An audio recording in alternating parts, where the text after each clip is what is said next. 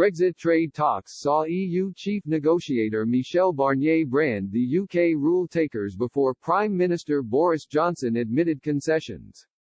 Mr. Johnson admitted last week that the UK's trade deal with the EU perhaps does not go as far as we would like over access to EU markets for financial services. Talks for a trading agreement went down to the wire as many feared there would not be enough time to get a deal ratified even if agreed. Mr. Johnson appeared to admit to making concessions in his interview with the Sunday Telegraph, but attempted to ease fears over regulatory divergence. There are measures in the agreement for the possible imposition of tariffs if the UK diverges notably from existing standards.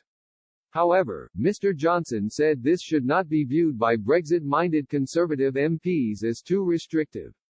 He said, "All that's really saying is the UK won't immediately send children up chimneys or pour raw sewage all over its beaches.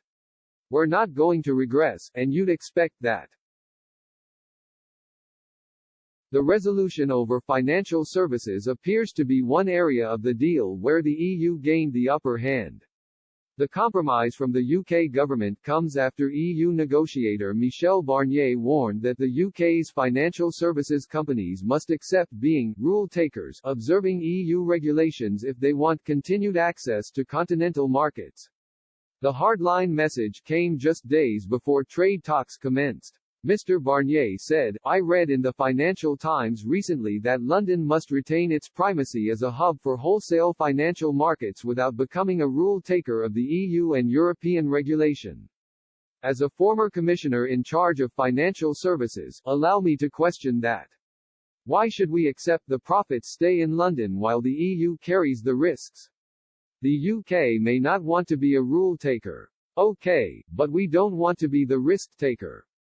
When the next financial crisis strikes, who will foot the bill? I doubt the UK will foot it for the EU.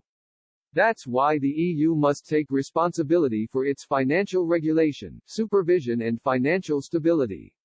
While Mr. Johnson was downbeat about the UK's financial services sector post-Brexit, Chancellor Rishi Sunak was more optimistic. He said yesterday, "This deal also provides reassurance because there's a stable regulatory cooperative framework mentioned in the deal. I think that will give people that reassurance that we will remain in close dialogue with our European partners when it comes to things like equivalence decisions." The service sector is crucial to the UK economy, contributing around 80% of GDP, with London being the second largest financial centre in the world.